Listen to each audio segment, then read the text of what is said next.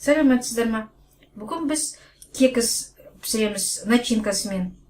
Ол үшін бізге қажет ұн, қант, жұмыртқа, сүт, май, ас содасы және начинкасына ірімшік, повидло яблочный, алмадан жасалған, және де формочкалар.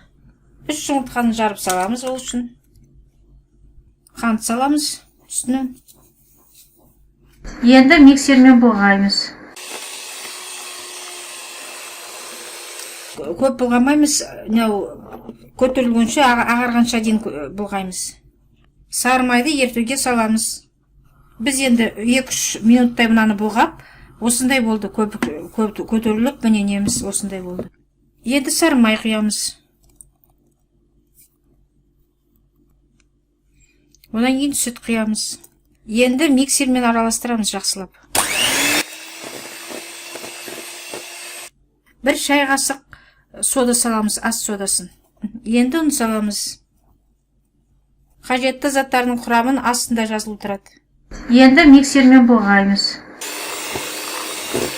Міне осындай қамырымыз шықты, енді формочкаларға құямыз.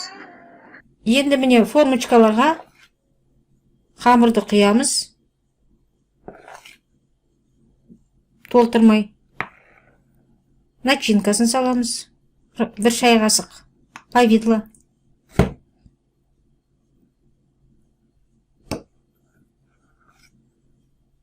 Өстіп бүкіл кексиктарды толтырып шығамыз.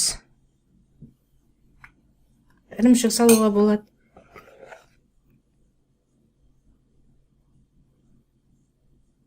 Енді қамырды кексиктарға құйдық. 30 минутке духовкаға, қызырылып тұрған духовкаға қоямыз.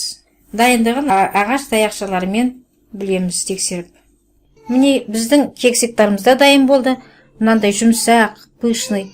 Енді ортасын бөліп дәмін көрейік. Міне мынандай. Мынау джеммен міне көрдіңіздер ме? Қандай дәмді, қандай тамаша.